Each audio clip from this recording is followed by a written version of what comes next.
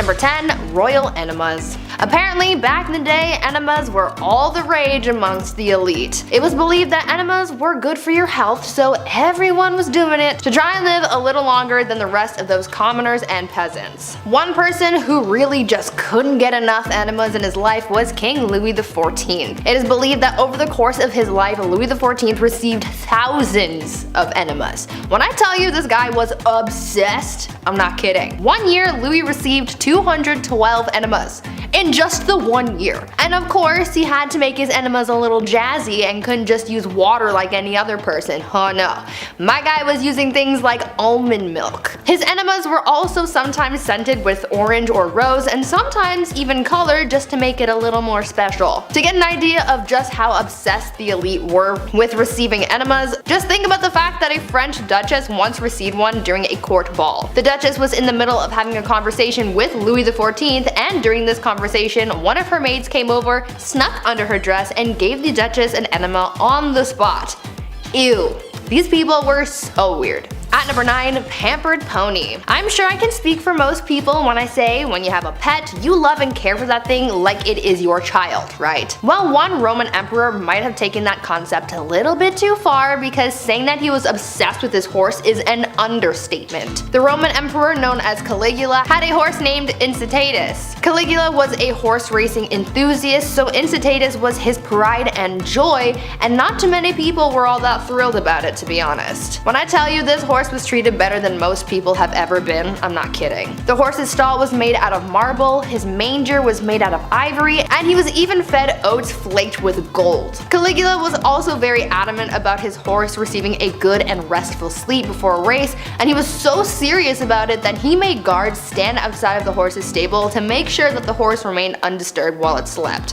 This horse even had its own furniture. Like, what is he gonna do with it? He's a horse. Caligula was so fond of his horse that he even made it a priest and promised to make him consul, which was the lead position in the Roman government after the emperor, highly coveted by senators. This was the last straw for people because the emperor was putting his horse above his own people, so he was assassinated. At number 8, why you mad? Now this could be a bit of a controversial opinion, but if your name includes the words the mad, I would assume that you're not doing too great, right? I mean, you have to earn that title, and if it's a title that harsh, that simply begs the question, what in the HE double hockey sticks did you do to get that name? Well, for Charles the Mad, he did a lot. Charles became king when he was only 11 years old, so that certainly didn't help his development, and knowing this kind of helps explain a lot of his actions. He was known for getting really angry and throwing fits of rage, and was known to give people the gift of the big sleep, if you know what I mean. Charles didn't always kill people though, only sometimes. Other times he liked to switch things up. Sometimes he would run around his palace pretending to be a wolf. Other times he would go through phases where he just really didn't want to keep up with his personal hygiene, and he would get so gross that he literally had to be cut out of his own clothes. Now I don't know how long you have to go without bathing to get to that point, but really I don't think I want to know the answer to that question. Charles also thought that he was made of glass, and so he would go through phases where he would sit completely still so that he didn't break.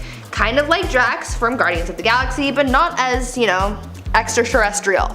Well, maybe he was. That honestly would explain a lot. Number 7. Party hard. Zhu Huzhou was the emperor of the Ming Dynasty in the early 1500s. Now lately we've been talking about kings and queens, we're on part 2s for both now, and there's a good amount who simply just aren't ready, they're too young to rule. Like Joffrey from Game of Thrones. Kings like that actually existed, they were horrible. They were young, they were too young to know what was right and wrong. Plus they usually have some corrupt parents whispering in their ears the entire time. Zhu took the throne at just age 14, and for a while, ministers were confident that he would grow into the role and become the leader that he was born to be. Well, when he got older, he transformed a zoo just outside of Beijing. He transformed it into his own personal brothel. Yum. I mean, on one hand, I'm glad the animals are free, but like a zoo? You couldn't find a more romantic place? Can convert an Applebee's to a brothel, maybe? I don't know, something with AC? His final days were spent partying, and some would say a little bit too hard. He got intoxicated and fell from a boat. That's how he ended his life. Honestly, not a bad way to go out. Pretty OG. At number 6, love game. A lot of kings and queens throughout history have been known to engage in the horizontal hustle a lot. I mean, when you're a ruler of a kingdom, you don't really have much to do in your spare time, so what else are you gonna do? Play a board game? No. These monarchs were getting busy all the time, but there was one king who was just so obsessed with getting a good old pickle tickle that it just became his whole personality. King Philip V was known to be a nymphomaniac, and he liked doing the deed a lot, but because at the time, the Catholic Church said that having sexy time with anyone but your spouse was a sin, the king and his wife were getting busy all the time. Eventually, his first wife caught on to how to use this to her advantage, and she would often refuse to sleep with him until she got her way with anything she suggested or demanded from him. You would think that he would catch on to this game, but maybe his urges were just so strong because he always caved and gave her what he wanted. Obviously, this man did not follow Hoodville. Absolutely not. Just to give you guys an idea of how obsessed this guy was, when his wife was on her deathbed, before she went he literally tried to get one last bang in. On her deathbed. Like, dude, not the time. Number 5, George V. We love hobbies here on Bumblebee. I mean, I used to collect special quarters growing up. I swear to God. The only time I've ever been good at saving money was when I was 12. I would see one of these and be like, don't touch it. George V turned out he loved stamps. A lot. Like a lot. Since he was a wee young lad, he was collecting these little guys. Here's the unusually impressive part about him though and his hobby. He continued to collect stamps during World War I. This guy was busy, everybody's trying to stay alive, and George is just licking stamps in the library like a prince. Like all collections, it started at an early age and now it's at the point where it's past impressive and it's just borderline strange. This guy had albums on albums of stamps. He had around 330 albums, each with 60 pages full of stamps. Quick maths, that's like 20,000 pages full of stamps. So naturally he was nicknamed the King of Stamps, or rather the King of Philately, the official term for collecting stamps. It's a nice word. Philately. Back in 1905, he set an all-time stamp record, which I didn't even know that was the thing, and it was the most money ever spent on a single stamp. The guy dropped like 220,000 US on a single stamp. Somebody even asked the prince down the road if he had heard about this idiot who spent 1,400 pounds on a stamp, and he was proud of it. He was like, that was me, you wanna see it? The next King George is a little different, to say the least. At number 4, womanizer. I'm going to preface this by saying that George IV of England was voted as England's worst king by historians, so that should already tell you a lot about this guy. Georgie here was yet another one of those monarchs who was a little too invested in his intimate conquests, you know? Now we do know that the encounters that he was on were all consensual, so that's a plus. However, he was still creepy about it. Yeah. This man tried everything to get a woman to sleep with him. He would throw a tantrum if she said no, or threaten to end his life if he didn't get to do the 8-legged nature dance, you know? Somehow, this had a pretty good success rate, even though he was not a catch at all. It feels like this was one of those situations where you kind of just give in to make him stop talking, you know? Anyways, this guy was super creepy because on top of the lengths that he would go to just to get some time in the sack, he also kept trophies of his conquests. He would ask each of the people he slept with for a lock of their hair, and he kept them all. Back then, it was kind of common for lovers to keep locks of each other's hair, but George's collection was alarming because of just how many locks of hair there were. After the king died, his brothers found 7,000 envelopes, each with a lock of hair that was, quote, enough to stuff a sofa, end quote. Fun fact, if you want to see this insane collection, it is in a museum in Scotland, so check that out if you want, I guess. Number 3, Kleptomania Part 2. On our spoiled queens list, Brie mentioned Queen Mary and how she just couldn't stop stealing, which is hilarious to me, just this old lady stealing your shit. Well, the last king of Egypt also had sticky fingers. He was even better at it too. Check this out. Farouk I was the youngest son of Egypt's first king, Fuad I. Now born in 1920 in Alexandria, and in his early days at school, he couldn't concentrate. The king sent him to England even after to hopefully find a better way of teaching, something that works for him, but still it was to no avail. Once the king passed away in 1936, Farouk then got the throne, but also so much property and so much money. He had hundreds of fancy cars, 75,000 acres of land. This guy had it all. Literally, he had anything he could think of, but still he felt like he needed to take more, to steal. At 17 years old, he would slam 12 eggs for breakfast and then wash it down with 30 bottles of beer. Nutritious and delicious. horrible. On top of the fact that he loved to steal, he was the biggest hoarder. So he had thousands of shirts, randomly. He also had 50 diamond-studded walking sticks for some reason, and like a prince such as myself, he too collected coins. I mean, his collection was much nicer, but still, great minds think alike. Spoiled minds think alike, rather. Oh shit, this is eye-opening. One of the most bizarre facts about Farouk was he pickpocketed Winston Churchill once. He took the guy's watch. After everything I just said, he still decided to steal his watch. What a gem. We love him. Yeah. At number 2, the King of Pettiness. Let's talk about a ruler that the Indian state of Alwar has described as controversial. If his own people are calling him controversial, then you know something's up, and boy, you better strap in because you're in for a wild ride with this one. Maharaja Jai Singh was pretty eccentric in a pretty dark way. He was known to have a temper and act on impulse, and he did some very questionable and downright scary things. He was known to be very competitive and hated to lose. One time, while playing polo, he and his team lost, and so in retaliation, he blamed the horse he was using and made the horse get extra crispy. He fired his horse. I'm sure you know where I'm going with that. If not, use your noodle, I don't know. Unfortunately, the cruelty towards living things didn't stop at animals, and he was also known to kidnap women from the streets and go all criminal minds on them. On a slightly lighter note, though, the Maharaja was also known to be very petty. Once he went into a Rolls-Royce dealership, and the person working there thought that he was broke and ignored him. Thinking that this was insanely rude, he bought 7 Rolls-Royces, sent them back to India, and used them to pick up garbage. This guy was really just doing the absolute most. And coming in at our number 1 spot, King Ludwig II. Home renovation shows rock my world. I can watch, love it, or list it for months at a time. It's the dream, building your own home one day, and if you're a king, well, it's pretty easy to get that done. In our Spoiled Queens Part 2, I mentioned a princess that had a house made of ice, literal ice. Well, King Ludwig II had numerous castles built to resemble fairy tales. Literally, like fairy tales. I gotta admit, I kind of love this a lot. Ludwig was only 18 when he became the King of Bavaria in 1864, and then he had castles, like castles, more than one, built after he was inspired from romantic literature and spending some time at the opera. The kid was a dreamer, you gotta love it. He would spend his nights in one castle looking through a telescope at his new castle being built, so he would just watch it all night. That's like the king's way of waiting for your Amazon delivery. Just standing there, just like, oh, it's coming. 17 years and it's done. Just 4 years in, he designed his own castle, and to this day, it's one of the most photographed places in the world. Neuschwanstein Castle. Number 10, Marie Antoinette. I wonder what it must have been like to be the Queen of France. To sit in a palace and eat all those delicious foods that your cooks can make while the peasants outside struggle to eat and sing about bread for some reason. I don't know, Les Mis reference. It's a life of beauty, balls, and not listening to what the stinky peasants outside have to say. Except that's the very reason why Marie Antoinette was the last queen of France. You can only spend so much time and money on your exuberant lifestyle before the people get fed up. I mean, these people have nothing. It's kind of difficult to control people when they don't even have food at home. They let the queen know how upset they were when they decided to remove her head from her body. Number 9.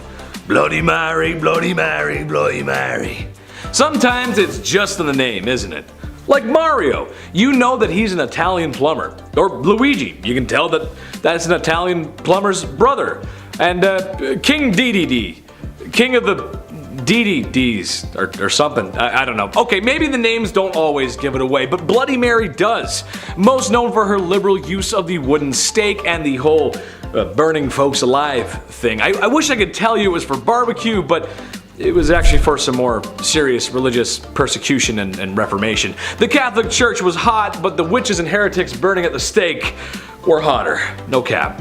At number 8, Mumia medicine. It's safe to say that medicine from the past is very different from modern times. These days we have pharmaceuticals to treat illnesses, but back in the days of old there were very different and quite questionable methods of treating ailments, and one of those methods included cannibalism. In the 16th and 17th centuries, it was common practice for elites like priests, kings, and other nobles to consume remedies that included human bones, blood, and fat as medicine to treat ailments from headaches to epilepsy, and this practice was called mumia medicine. At first, it started with people using Egyptian mummies and skulls from Irish graves for use in medicine, as bones would be ground and used in different tinctures for various uses. But soon, other parts of the body started to be used. Human fat was later used to treat ailments on the outside of the body, and blood would be consumed as well, as it was believed to contain the vitality of life. Several monarchs were known to use mumia medicine, like Charles II and William II of England, Francois I of France, and Christian IV of Denmark. At number 7, kissing sheets. For thousands of years, monarchs worried about the threat of being poisoned by their enemies, and so they thought of an array of precautions to take in order to prevent being taken out by some kind of spicy death sauce or something. Many monarchs hired tasters to try their food before it was given to the king to make sure that it wasn't poisoned, but some monarchs were also afraid of being poisoned through something that they touched. This is why Henry VIII hired someone with a very important job to make sure that his bed wasn't poisoned. The person who was tasked with making the king's bed was also required to kiss every part of his bed in the morning. They would kiss the pillows, sheets, and blankets to prove that someone hadn't smeared poison on it. The king was also concerned with people poisoning clothing too, so his clothes as well as his son's clothes were also tested for poison before getting dressed. At number 6, eternal youth. I know that there are a lot of people out there who want to live forever. I am one of those people. I am afraid of dying, but I also want to see what humanity will look like many years from now until the sun consumes the earth. Unfortunately, that's kind of impossible, at least for now, until we come up with some kind of way to make people live longer. But this idea of prolonging your life has been around for thousands of years, and one Chinese emperor was super obsessed with the idea and really tried his best to live for at least another 10,000 years. Emperor Ying Zhang was obsessed with finding a magic elixir that would make him live longer, and he demanded that his subjects find this immortality elixir for him. Now, even though he brought a lot of prosperity to people during his rule, he never let go of his demand for immortality, and it put a lot of pressure on his underlings to find him something to help him live forever, but obviously that didn't happen. He was so concerned with his lifespan that he even brought magicians into his court. His obsession alienated him from his people, and after all of that effort trying to live longer, he died at the age of 49. At number 5, no bathing. These days, bathing is kind of a necessary thing. Gotta be clean, you have to smell nice, you have to practice proper hygiene. But back in the olden days, this was the complete opposite, and nobles rarely ever bathed, and it was kind of a trend. Over time, physicians began to believe that bathing was dangerous, and obviously the nobility tried to protect their lives and well-being at all costs, and so they just stopped bathing. In a popular 16th century medical book, it was advised, quote, "Use not baths or stews nor sweat too much, for all openeth pores of a man's body maketh the venomous air to open and for to infect the blood," end quote. So yeah, they thought that taking a bath would make you sick. In the late 15th century, Queen Isabella of Spain would go around bragging about the fact that she had only ever bathed twice in her whole life. Weird flex, but okay. King James IV apparently never bathed, and his hygiene was so bad that he passed on lice to other people who went into a room that was frequented by the king. He also never washed his hands before eating and would just rub his fingers with the wet end of a napkin. These people were gross. At number 4, prankster king. You know that you're a spoiled king when you can pull pranks on people constantly and never have anyone try and stop you or fight back. This was basically the life of King Christian VII of Denmark, who was known for being pretty childish and playing pranks on people his whole life. He was a troublemaker through and through. He was known to play pranks on his grandmother by putting pins in her throne, and he would throw things at her, and he even ran through the streets with his friend and his mistress, destroying shops and patronizing brothels. He even made his own torture rack, had himself tied to it, and flogged. Why? I have an idea, but I don't want to think about that one too hard. One of the other weird things that he was known to do was leapfrog over dignitaries when they would bow to him. This guy was really quite immature. At number 3, saints in bed. I understand the desire to feel protected by whatever gods or saints you might believe in. That's one of the whole points of religion. However, I think some people can take that idea a little bit too far, and by some people I mean the Spanish royal family. These guys took religion very seriously, and they believed that following religion heavily would allow God to heal them when they were sick. So, when a member of the royal family was ill, doctors would remove body parts or even entire corpses of saints from churches and monasteries and would put them in bed with the person who was ill. Yeah, they slept with the corpses of dead saints to be healed of their sickness. Could you imagine if that was still how medicine was practiced today? At number 2, rat court-martial. There has been a record of many kings throughout history who were complete children through and through. Even though many of them grew into adulthood, they still acted immature, and one of the greatest examples of that was Peter III of Russia. He was not a good ruler or a good husband to his wife, who would later become Catherine the Great. Peter spent every night in bed with her playing toy soldiers because he was obsessed with his little dolls. He was so obsessed, in fact, that when a rat chewed the head off one of his toy soldiers, he was so upset that he held a proper military court-martial for the rat. He proclaimed the rat guilty of treason and had it hung in a tiny gallows that he had built for the occasion. It was weird, but in the end that bizarre event helped Catherine overthrow her husband, so I guess it kind of worked out for someone. And finally, at number 1, groom of the stool. Guys, I found the worst job in history. You think working at the 1-star Domino's Pizza in your neighborhood is bad? Wait until you find out about the groom of the stool. The groom of the stool was a job created during the reign of Henry VIII, where the role was to monitor and assist the king in his bowel movements. They would carry around a commode at all times, and they were also tasked with monitoring the king's diet and meal times, and would organize the king's days around his break times. They were also tasked with undressing the king for him to do his business, and it's also been suggested that they would have had to, quote, cleanse the royal posterior as well. Sounds like a pretty crappy job to me, but I'm not funny. I'll leave. Number 10.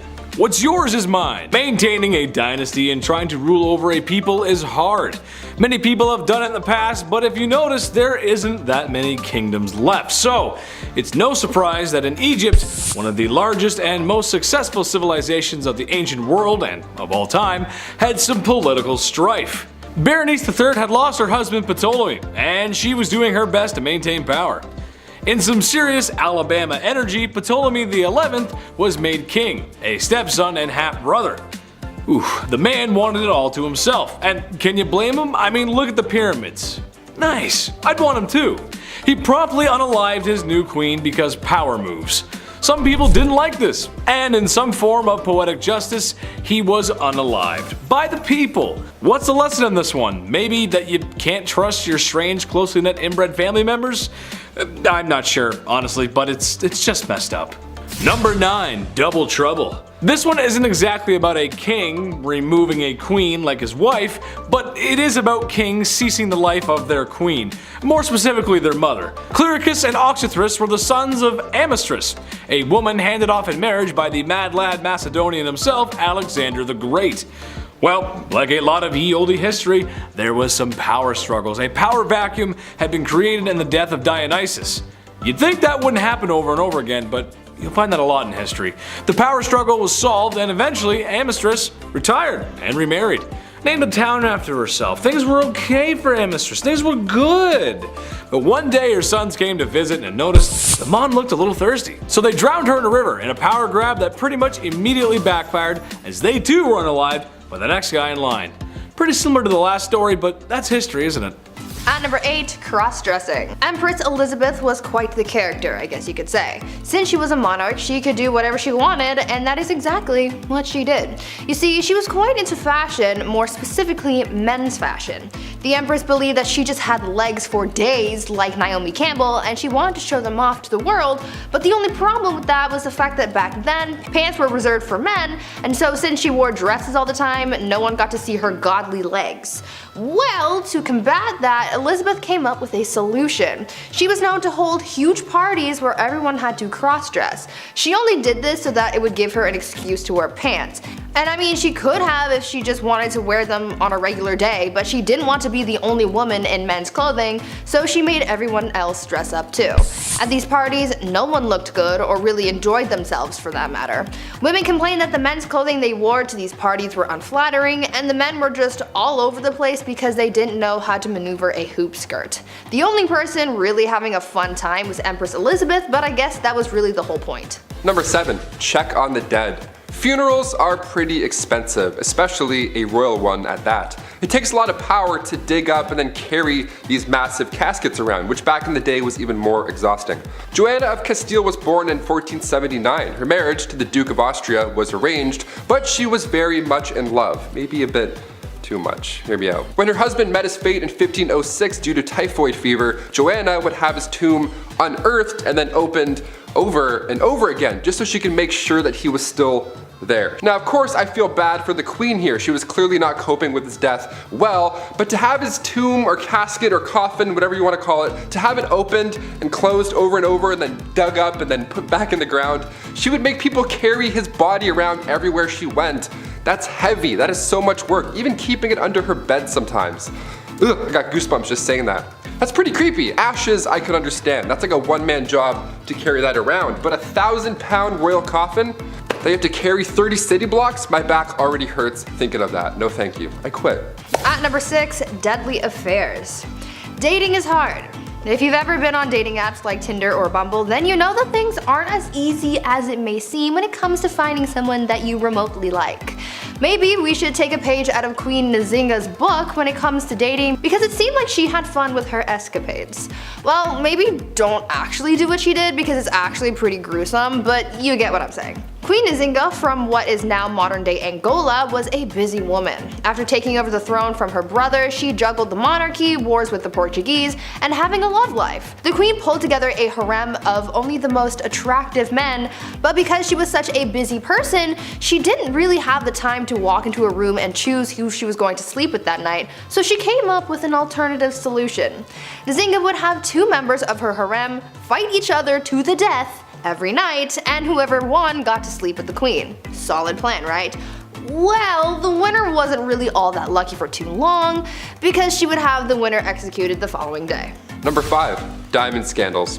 Queen Mary wasn't the only queen with sticky fingers, it seems. The affair of the diamond necklace has sparked many conversations. France's queen from 1774 to 1792 was Marie Antoinette, and if that name sounds familiar to you, it's because she was the last queen before the French Revolution. She was also known for spending a buck on jewelry. She liked the diamonds. Now, this Countess de la Motte was this young lady, a friend of the queen, supposedly, who entered the French court in 1785. Now, she got somebody to disguise herself as the queen, and then she acted like she was in love with this high society member, all to get her hands on this $12 million necklace. Now, she said that she would pay, but never ended up paying a dime, so that's horrible by itself. And the queen supposedly had no idea about any of this or what happened to the necklace. Although this countess pretended to be her friend beforehand. The public went on to hate her for this, not believing in this scandal, of course. One of the most notable lines from Marie Antoinette was when the French spoke out for not being able to afford bread. She apparently said, "Well, let them eat cake," which led into the French Revolution and ultimately her demise. Shine bright like a diamond, I guess. At number 4, test drives. Catherine the Great of Russia was well known for a number of things. She was known for being a good leader, a strong ruler, and surprisingly for her naughty bedroom fun times as well. She was well known for her adventures in baby making, and there was once a rumor that she did the deed with a horse. Obviously that wasn't actually true, however she did do it with a lot of men. The only problem that she really faced when it came to finding a new partner was actually having the time to do so. I mean, it's not like she could swipe through Tinder while sitting on her throne, right? What was most important to her was finding a new lover who was skilled in the sack, and she didn't really want to waste time on testing these guys out, so she had someone else do it for her. Catherine had a friend take her potential partner out on a test drive, so to speak, so that she wasn't wasting her time on someone who couldn't meet her standards. Remember, she is a very busy woman. It is said that on a couple of occasions, Catherine's tester friend was caught in bed with Catherine's partner again well after the Empress was with him, and that made things a little complicated, but I imagine that they got past that. Or at least I really hope they did. Number 3, change religion. Ruling alongside the pharaoh Akhenaton from 1353 to 1336, Queen Nefertiti, aka Lady of Grace, aka the Lost Queen of Egypt, was only 15 years old when she married 16-year-old Akhenaton. Now, alongside her new young husband, she built an entirely new capital city called Amarna and ruled over what's now considered the wealthiest period in ancient Egyptian history. But when it comes to spoiled queens, or rather queens who could do anything they believe with their power, we have to mention the queen that changed Egypt's Egypt's religion. Both her and her co-ruler were in a cult, the cult of the sun god Aton. In the earliest accounts of the queen, she assisted her husband in a ritual that smited the female enemies of Egypt at the time, and there have been a few blocks that have since been recovered from the Theban tombs of the royal butler that depicts the queen wearing her unique blue crown, part of these sun god rituals. So now cut to the end of the king's ruling, the Aton was now Egypt's main god. Some queens change laws, others change religion. At number 2, fake village. Imagine being so privileged and so disconnected from the world that you pretend to be poor for fun. Well, that's pretty much what Marie Antoinette did. This French queen was known for her lavish and opulent lifestyle, and that's really the only life that she knew. Apparently, living the life of a rich queen started to get a little boring for her, and she wanted to find an escape, and so she got her people to build a fake village for her so that she could pretend to be a commoner. This fake village included 11 cottages, a lake, a water mill, a working dairy, a windmill, a barn, and other quote-unquote peasant buildings. Marie apparently loved this little peasant village, and she would bring other people to enjoy it too. When she brought her guests to the village, she expected them to yes-and their way through the day and really immerse themselves into their role of a common person. She would even tell her ladies to ditch the ball gowns and wear something simple to blend in. Marie even took her kids to the fake village to teach them about farming. Even though she loved her pretend peasant lifestyle, it still didn't help her bond with the real common people, and it certainly didn't save her from the guillotine. And finally coming in at a number 1 spot, surprise entrance. The last true pharaoh of Egypt, Cleopatra VII, ruled from 69 to 30 BC. She's known mainly for her love interests, of course her two mans, Mark Antony and Julius Caesar. And to this day we're still trying to uncover more dazzling details of the lost queen. Now she ruled alongside her young brother, and her life was much more than being just beautiful, which is what everyone seems to focus on more than anything. Both children were assigned to the throne, Cleopatra being 18 and little bro being 10 years old. So Cleopatra, being a little older, therefore a little wiser, became the ruler. A couple of years passed and eventually Cleopatra was pushed out of Alexandria over her greed for power, classic, but her little brother, equally a co-ruler, had her driven out. He was jealous, and honestly I'm the youngest in my family, I kinda get it. But Cleopatra wasn't quite done yet. She had a few tricks up her sleeve. Believing she was the goddess Isis reborn, this beautiful goddess, Cleopatra made these dazzling entrances whenever she could. Most notably in 48 BC, right when Caesar arrived in Alexandria during that family feud with Ptolemy VIII. She wanted to meet the Roman general, but she couldn't be seen because there was a little bit of family beef, so she had herself wrapped up in a linen sack and then personally delivered to Caesar's bedroom. Hashtag your order has arrived. Surprise. Now she won the heart of Rome's future dictator here, obviously, and eventually she regained Egypt's throne. Her brother wasn't too fond of this alliance, and in the following battle, he drowned in the Nile River, resulting in Cleopatra's return to power. Number 10. No one's ever really gone. You may have heard that said when losing a family member, a pet, or in the worst Star Wars movies ever made. Sorry, not sorry Disney, those are terrible. But perhaps there is someone who is never really gone.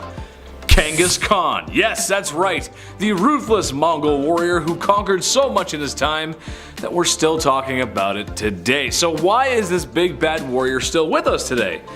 Well, that's because of DNA. Yeah, in his time there was lots of activities going on, besides the usual pillaging the village and unaliving those who oppose you.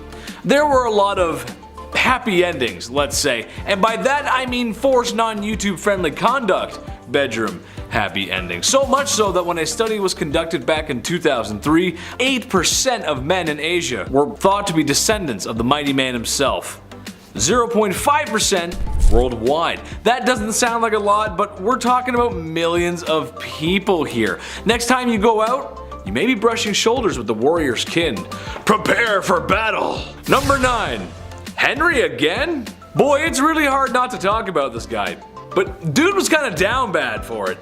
He's just most well known for his mistreatment of his wives, and by mistreatment, I don't mean getting into a fight over whether or not the toilet seat should be up or down and then having a very toxic argument in front of family members. No, because when Henry was upset with marriage, he wanted divorce, which honestly was kind of taboo for the time. Oh yeah, and he also beheaded 2 of his wives because that's how it goes. I know every couple has their issues to work out, but for most dads out there, having sun-drenched beer-fueled weekends They never go beheading after that.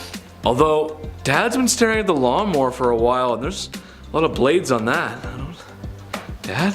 While it is true King Henry VIII did behead 2 wives, he didn't do it to all of them. And at some points we're honestly quite pleased with his holy sanctity of marriage.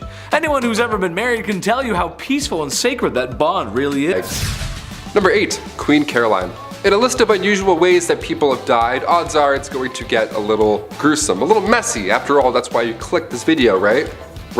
Some ancient queens die natural causes and then history remembers them for their reign. In this case, history remembers Queen Caroline for the way that she died. It was written in an epigram from the 18th century from a poet named Alexander Pope. He wrote down, "Here lies wrapped up in 40,000 towels, the only proof that Caroline had bowels." It rhymes? Like, come on, man, you didn't have to do this. This is horrible. That's like a prank almost. I can't believe somebody was like, yeah, write that down. That's good. Did it rhyme? Yeah, she'd like that for sure. R.I.P. Number 7. Anne Boleyn. The second wife of King Henry VIII. Yes, we have a few on this list. She was found guilty of treason and she had been charged with having sexual relationships with 5 others, including Lord Rochford, aka her brother, George Boleyn. Yeah, the ancient days were a little bit odd. She had also apparently had relations with Sir Henry Norris, the king's close friend. And when I say close friend, I mean he was the groom of the stool, so they were tight. He literally would wipe his. So on top of this, Anne was also found guilty of conspiring to kill her husband.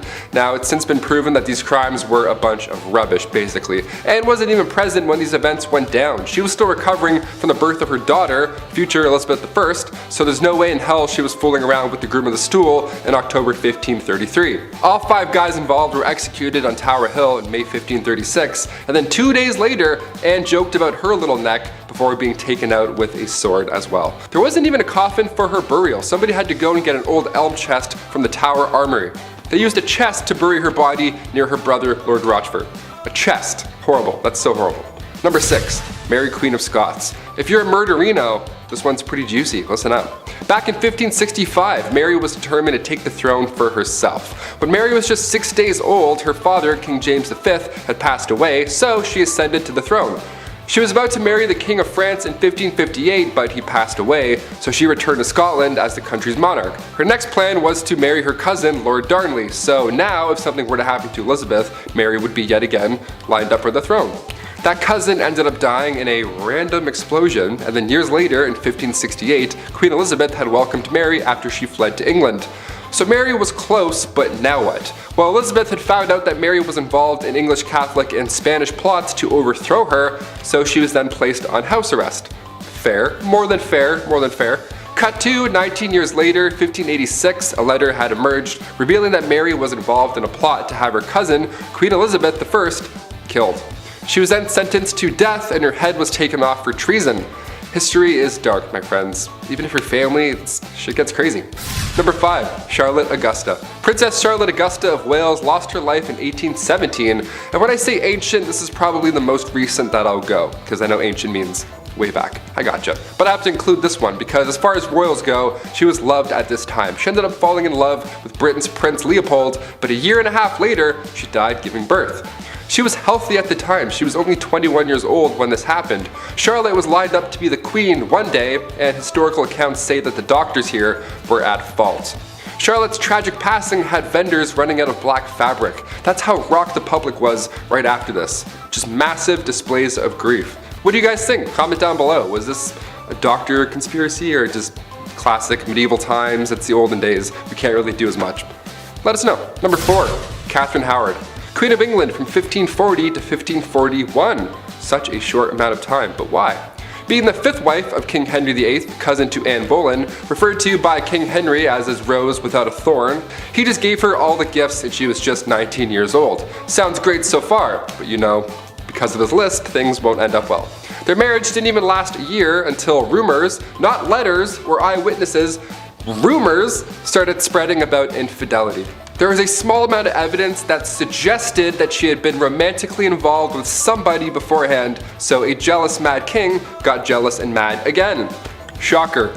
You had me at 5th wife, I don't know. She was executed for adultery and treason at the Tower Green on February 13th, 1542. Number 3. Catherine Parr. When Catherine Parr got a position in Princess Mary's house in 1542, she met King Henry VIII.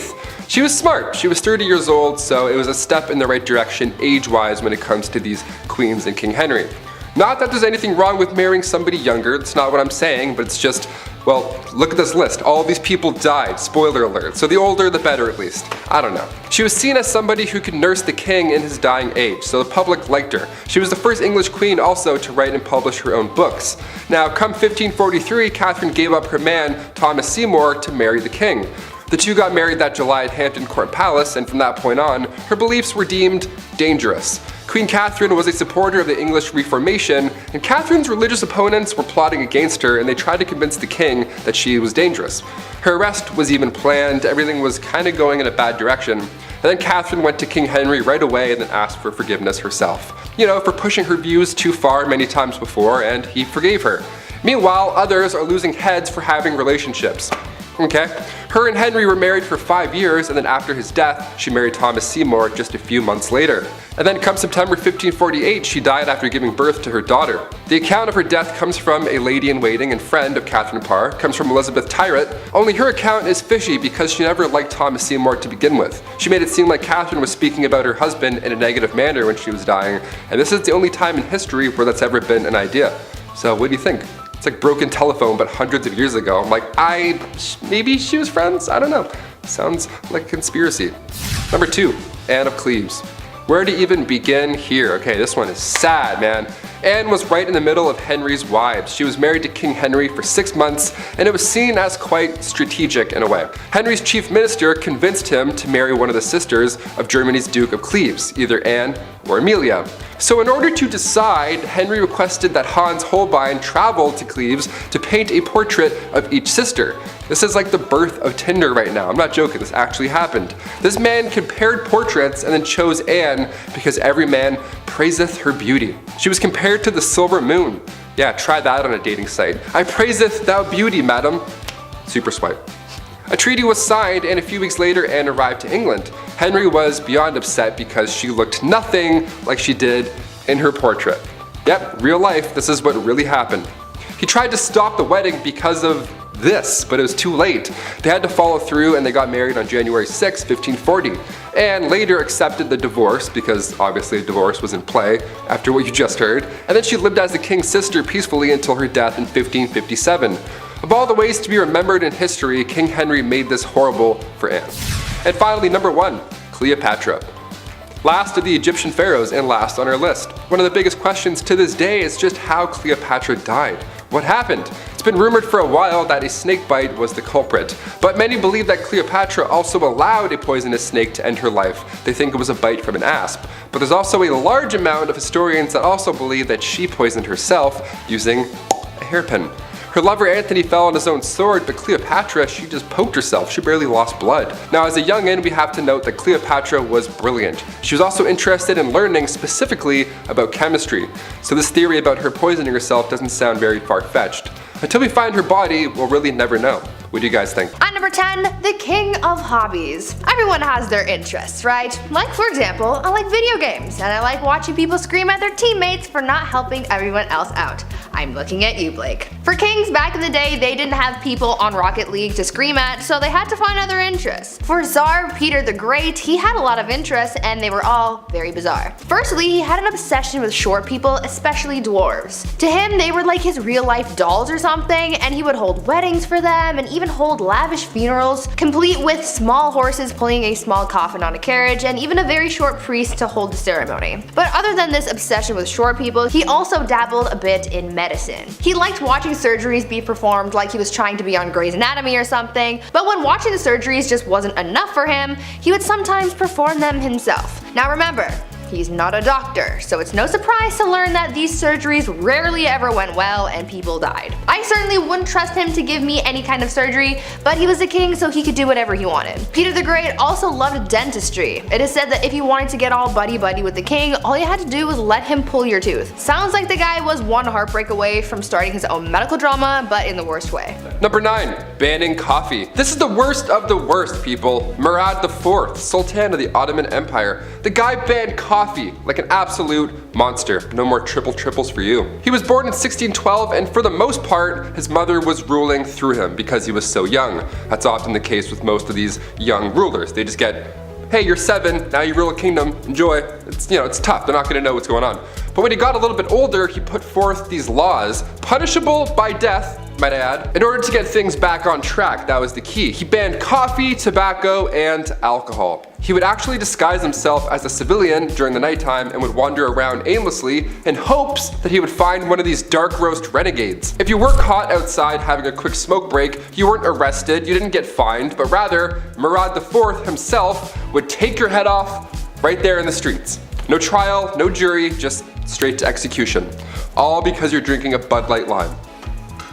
Number 8. One too many. Sometimes when you're king, you're gonna have more than one wife that's 6 feet under. It's just how it goes sometimes. However, I believe there is no better example of this than Afzal Khan, whose actions were so egregious that I did a literal double take after learning about what this king had done. See, Afzal didn't just unalive one wife or a couple like history's favorite King Henry VIII. No, my busy bees. He is responsible for the termination of 63 wives, not wives. I'm not sure what kind of guy would make that kind of mistake.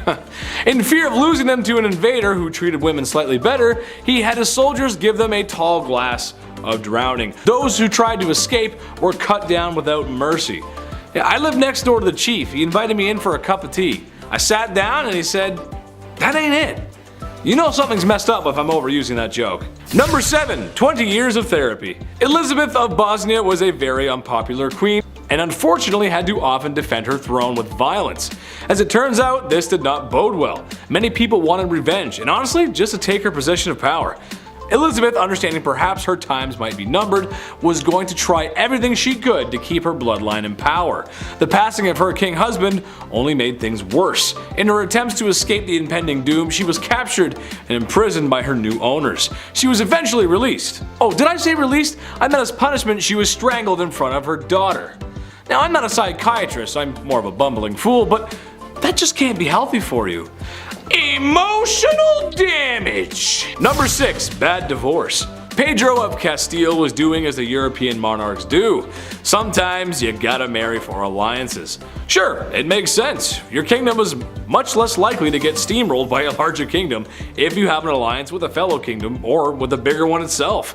Pedro of Castile, he married a young Blanche of Bourbon so France and Spain could just seem just a wee bit more snug. But Pedro just wasn't having it. What he was having instead was a mistress named Maria. So instead of enduring a loveless marriage, he had poor Blanche locked away in a tower, just like Sleeping Beauty. Except a handsome prince wasn't coming to rescue this damsel in distress, but a man with a black hood and a sharpened axe, as Pedro had her unalived. I was gonna make a joke about Rapunzel and let down some hair so she could make an escape, but I mean, that's just awful, really. I mean, imagine being locked up in a tower for a long time. Sure, I love the indoors, but you gotta let me out at some point, Chief. Do you think I get a food delivery app up in that tower? Maybe. Number 5. Women's rights. Listen, it would be difficult to talk about this list without bringing it up. And ladies, all I want you to know is that you're gorgeous and I love you. But queens of the past, although they might be royalty, were severely lacking in rights.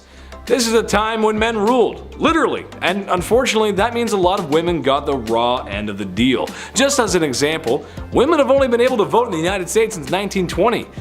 There was a lot of work that had to be done, which sounds like a long time, but it really isn't. Women of the past, and especially the medieval world, basically needed a man to walk through their life, whether they liked it or not. Can't own property, business, can't sign contracts, basically everything they need to do has to go through their husbands first. Sure, royals had it easier, but I'd argue if someone could just unalive you or lock you away in a tower without consequence, do you really have rights at all to begin with? I don't know, I don't think so, that's not right. We're gonna do better, we'll do better. Number 4. Herod the Not So Great. Herod the Great was the king of Judea in 37 BC. Herod the Great was also a monster. I know I've given Henry VIII grief for Anne Boleyn, but Buddy here, he just throws out wives like it's his business.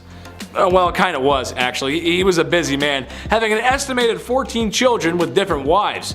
There's also a good chance that there was more, being since that female births were just not recorded. He also unalived a lot of other people too. This guy was just so much of a tyrant that both Jewish and Christian faiths depict him as a tyrant. Way to go, dude. Nice. Number 3, the mayor's alibi. Alright, here's a modern one for you. Yes, I know the mayor is not a king, I understand that. But they still hold a decent amount of power, and this happened in the 90s, which I hate to bring up because that was a really long time ago. Yeah, I know, right? I know, I remember that too. Mayor Barry Waite and his wife were just as comfy as peas and carrots when one day his wife was mysteriously unalived. Barry was not a suspect at first, but slowly as time went on, his alibi began to unravel, and he seemed less and less trustworthy. As multiple financial-based scandals were beginning to rear their heads, it later became understood that his wife was going to seek legal aid after learning about Barry's doings, strangling her in a fit of rage. Years later, he was convicted and sentenced to 40 years in prison. So maybe we haven't learned much from our historical past. A man in power, in fear of losing it to a woman, has removed her from the equation. I guess we'll never change. Number 2, one last ride. King Philip V was down bad. The CEO of Naughty Time. This man liked to get down and to be a certain kind of dirty. He could not get enough of women. He loved them, his wives and mistresses included. Reported to try and get the deed done at least 3 times a day. Now you might be saying to yourself, but Big Ched, what's so wrong with that?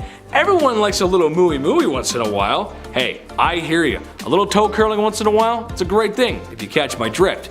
But Philip may have enjoyed it just a little too much, as when his beloved wife was on her deathbed, he tried to squeeze in one more D appointment. Your wife is dying and all you can think about is a little afternoon delight? A bouquet of flowers and I love you would have been fine, but who am I to judge? You go ahead. Weirdo. Number 1, the last Tsar.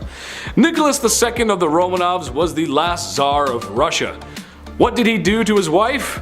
Well, not much, actually, and that's the issue at hand. It's his inaction that hurt her and the family the most. You see, Russia was an interesting nation in the early 1900s. As most nations were modernizing, Russia was still somewhat stuck in the past. A lack of rights for anyone, no industry, and the monarch was kind of oppressive. Well, Nicholas the Tsar was going to change it. At some point, maybe. Okay, well, he didn't. It would take a whole history class to break down what actually happened during those crucial years, but in a nutshell, there was this new fun idea called communism. And with the lack of the Tsar's support to the people, this is serious neglect we're talking about here, the people revolted. The monarchy was overthrown, and in an event that's actually quite sad, the Tsar and his whole family were unalived by the new government. His inaction got his wife done in. 10. What a drag. Bachelor number 1. What would you do if I refused to marry you? Well, I would probably get quite violent and lead to the destruction of 10,000 lives at the Battle of Hastings. Might just drag you around by your hair and see where the night goes. William I, or more appropriate, William the Conqueror, was a fierce warrior and the first Norman king of England. Being the illegitimate child he was to the throne, some people didn't exactly respect the power moves old Willie was making. People rebelled, and he crushed them. Oh, and there was this one time that he fancied a woman named Matilda. Being the respected woman that she was, she declined Willie's advances. Willie, not taking no for an answer, promptly dragged her around by the hair until she agreed to marry him. Gee, what a swell guy. Number 9. Let them eat cake. France had seen better days in the 1790s. People were starving, the economy was bust, and for some reason the poor citizens were being taxed the most. When cries were made from the people, they demanded that change be made. King Louis XVI, being the great leader he was, he listened to the people and there was no problem ever again. Oh wait, he did nothing and the country had a bloody revolution. The man supposed to be leading his people failed to act. In fact, he did less than nothing, often trying to silence the riots by force. But when people are very hungry and you're living fat with high society, you can lose your head in all that chaos. While the famous quote, "let them eat cake," may not have actually been said, it's a good reminder of the disconnect between the upper class and poor. Leaving your people to starve isn't the best idea if you want to be a king for a long time. Number 8. The People's Princess. Okay, I know Prince Charles isn't exactly a king, but he is royalty, and the man kinda did Diana dirty. That's a quick and half put together allusion to a Michael Jackson song for the English majors and the audience. Being royalty isn't easy. Being royalty in a modern age when paparazzi overwhelm you with lights and cameras just for a juicy piece of gossip like, when was your last bowel movement? Is it slow? Extra extra, read all about it, the princess is constipated. That's just not fun. So after Prince Charles and Princess Diana had been married for a few years, you can understand how excited the media was to find out about their marital disputes. "There was 3 of us in this marriage, so it was a bit crowded," was a quote by Princess Diana that gave the media a field day. Sadly, Prince Charles was having an affair, and it wouldn't be too much longer that Diana would perish in a car accident that may or may not be organized by the royal family themselves. Number 7. Midlife crisis. This one's kind of generalized because if I didn't, I'd have to mention almost every king ever. So here we go. Back in ye olde times, the access to better healthcare just wasn't there. Doctors aren't washing hands. Imagine, Buddy eats some greasy mutton and then says, "Alright, time for your enema." But those aren't the only greasy hands around certain orifices I'm talking about. I'm talking about kings marrying older girls at the ripe age of 12. Yep, that's right. Nothing says experience and womanhood like being 12. People didn't live long, and oftentimes these arranged marriages had ulterior motives, like alliances or business really. However, that does not make up for marrying a 12-year-old who may or may not have started those super weird changing times, like when you were 12 and now there's hair showing up in places that you didn't know there could be hair. I sent a courier to the chief and he came back with this message: "It ain't it." Number 6. Till death do us part. Love and marriage go together like a horse and carriage, but sometimes the crooning words of Frank Sinatra aren't enough to keep people in love. Sometimes marriages end up like the ones we see on sitcoms, but when there's no laugh track, it's not very funny, and sometimes divorce is the answer. Medieval Germans thought this too, and something they practiced was divorce by combat. Basically, the man goes into a hole with his arm tied behind his back, and the woman is free to move around with a sack of rocks. These proceedings are strange, as I'm sure no husband or wife married today would ever get so frustrated with one another that they would want to hit one another on the head with rocks. Oh, the blessings of being married.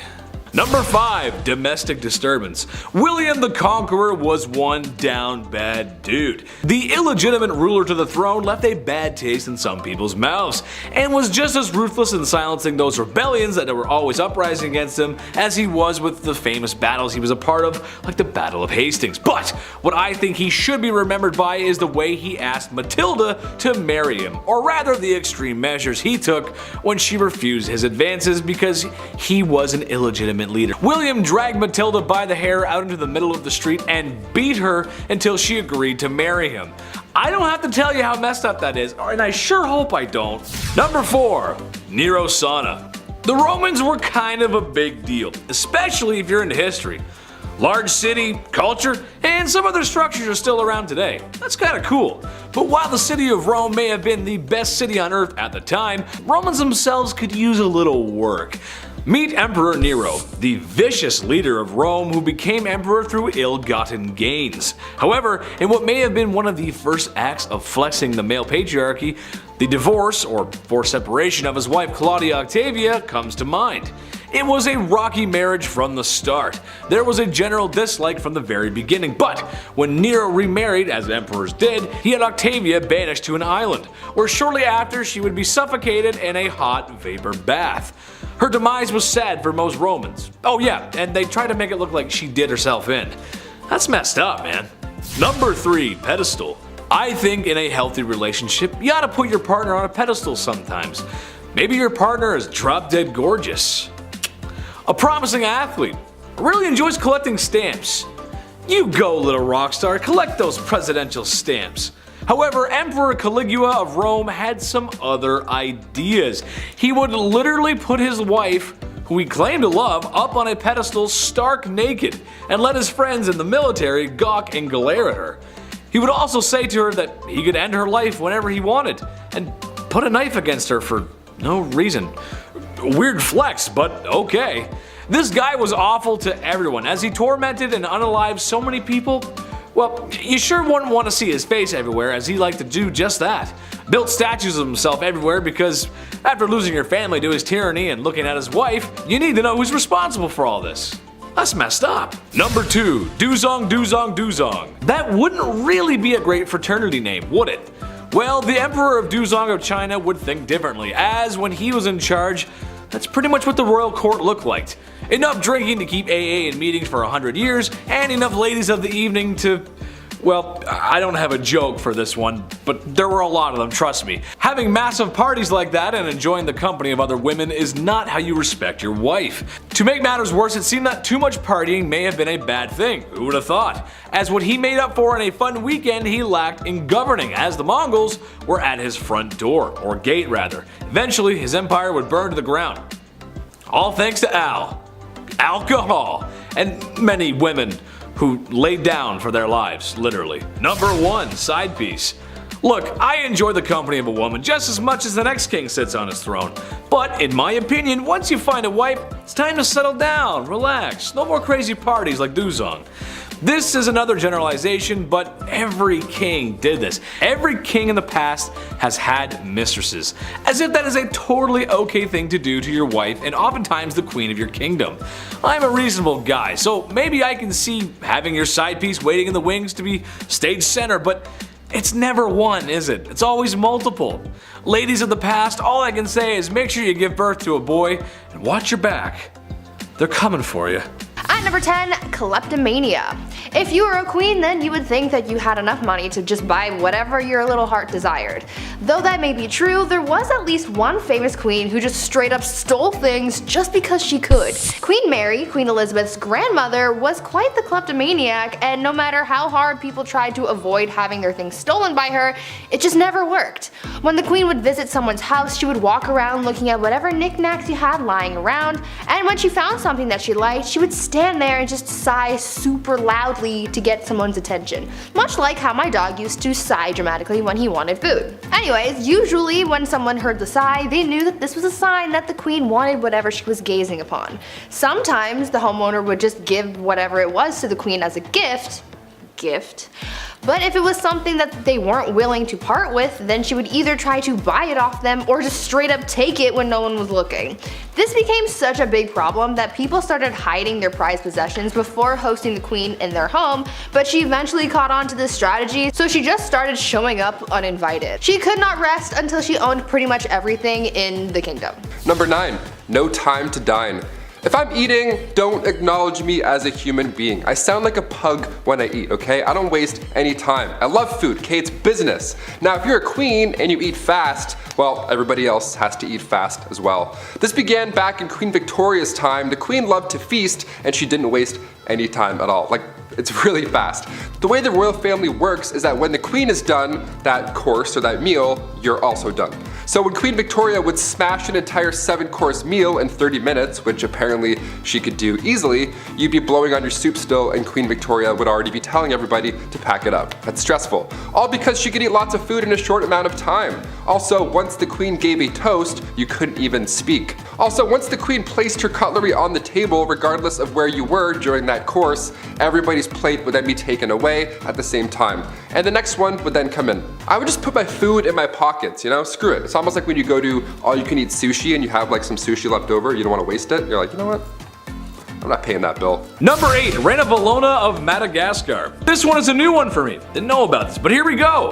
So basically, Queen Reina I'm just gonna call her Queen Ravioli because I can't pronounce it. Basically, Queen Ravioli takes over from her past husband. She says to herself, how can I make things better? Oh, I know. How about I become a ruthless, bloodthirsty, unaliving tyrant? Great idea, right? Yes, very not great success.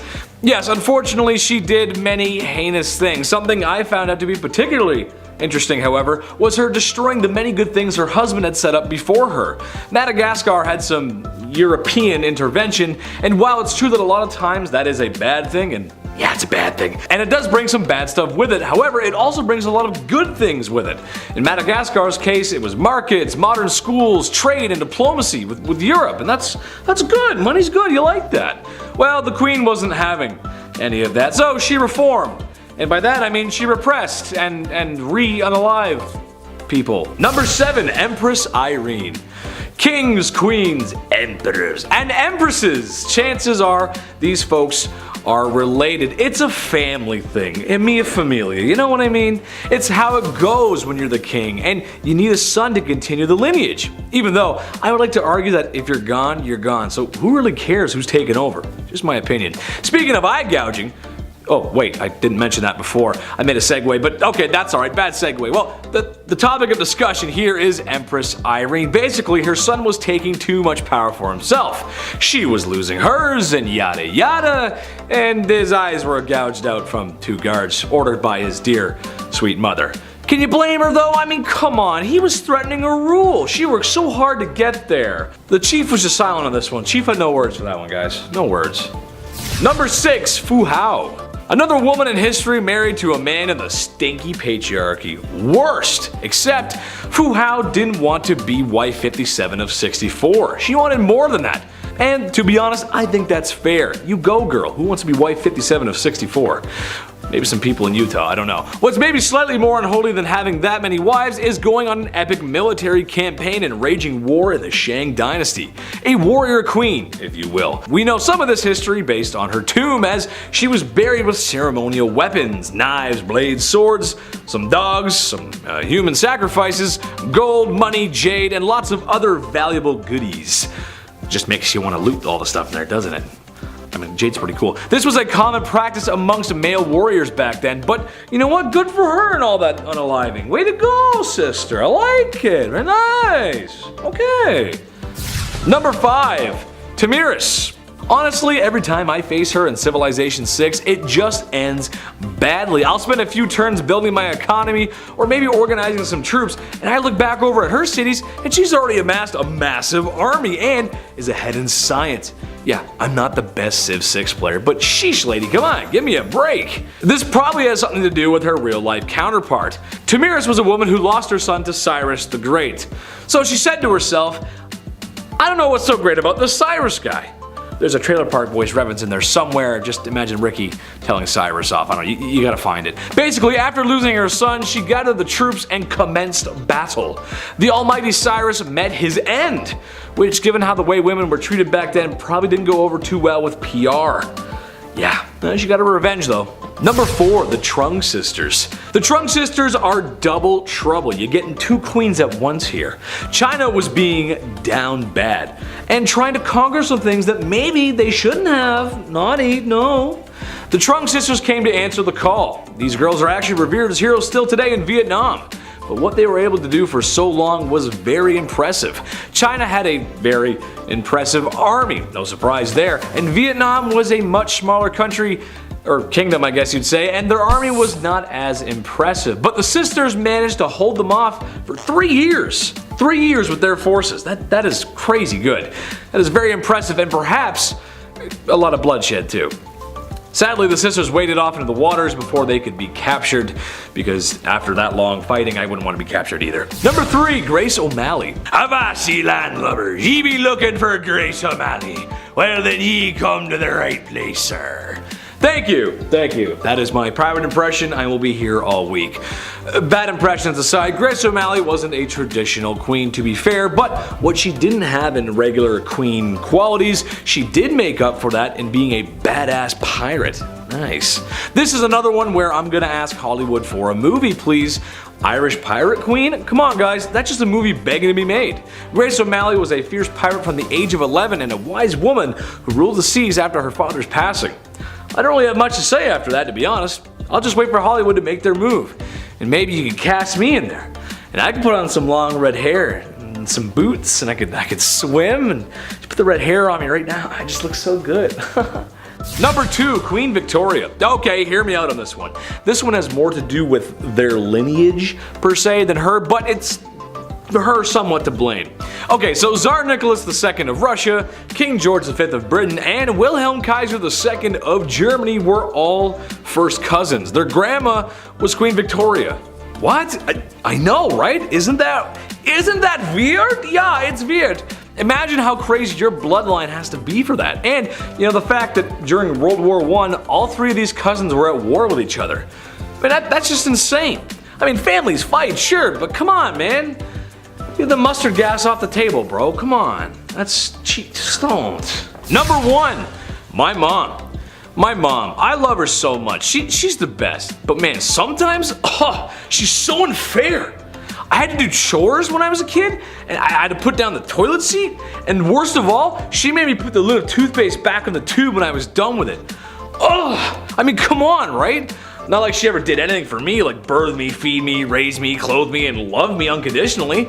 And now I gotta make my bed? Oh, this is the worst day ever! I'm sure no other cute boy with blue eyes like me ever had this problem. Ugh! Number 10, Elizabeth I. Good old Queen Bess is one of the most remembered queens in the British monarchy, male or female. She's a pretty big deal. Elizabeth loved to make her fellow male nobles fall under her spell. She was witty, cunning, and very well liked by her court. However, one of the things that earned her some enemies was establishing a Protestant England. Her sister Mary, her predecessor, fought very hard for the opposite. She was very Catholic, and we will get to how bloody that was later, but Queen Bess a lot of people off, especially Spain.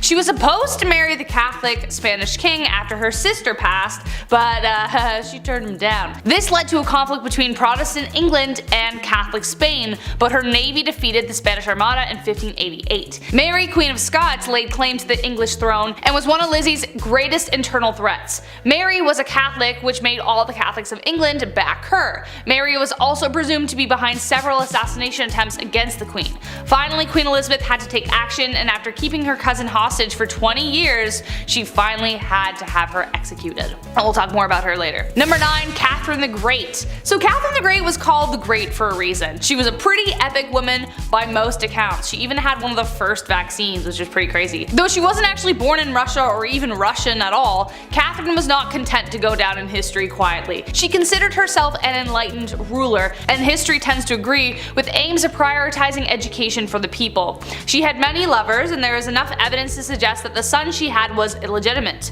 Peter III of Russia was hardly the man Catherine intended on marrying, and later planned a coup against him, which resulted in her position of power. However, the coup did turn bloody when on July 17th, Peter died under mysterious circumstances. There isn't proof that she was directly involved or even knew about it, but it cast a dark shadow over her reign for the rest of the time. Number 8. No bathing in this house.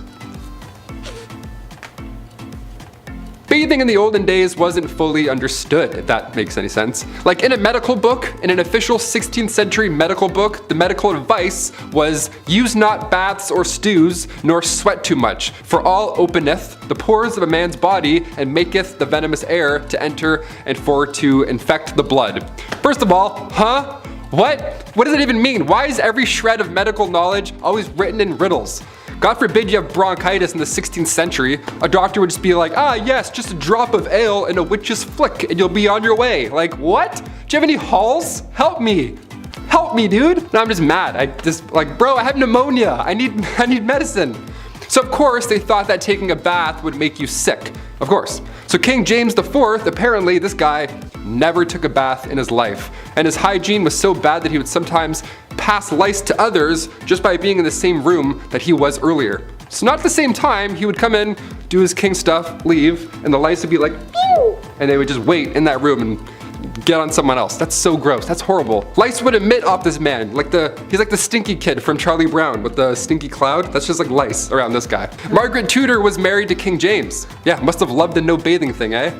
Oh boy. Number 7, Queen Caroline. Queen Caroline.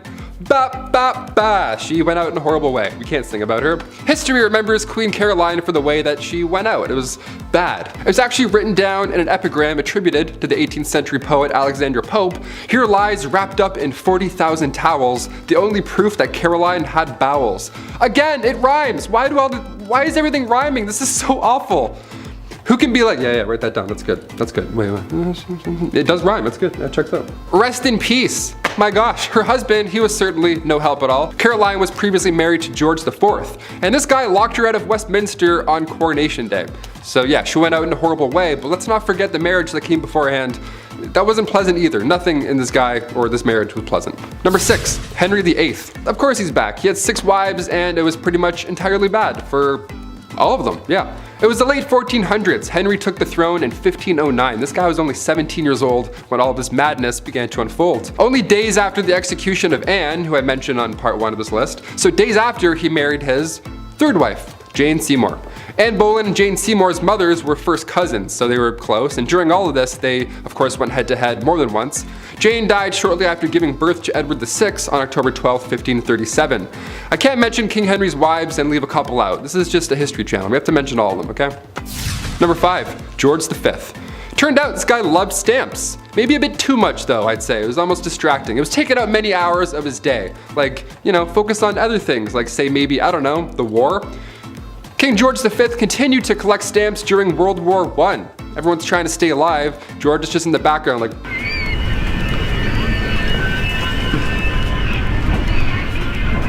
Like all collections, they started at an early age. It's now at a point where it's just, past impressive and borderline strange. Especially if you're a royal, like you're really going hard with this. This guy had albums on albums of stamps. He had around 330 albums, each was 60 pages, full of stamps. That's 20,000 pages full of stamps. That's a lot, way too many stamps. So naturally, he was nicknamed the King of Stamps, or rather the King of Philately. That's the official term for collecting stamps. We're historians here, we have to make it official.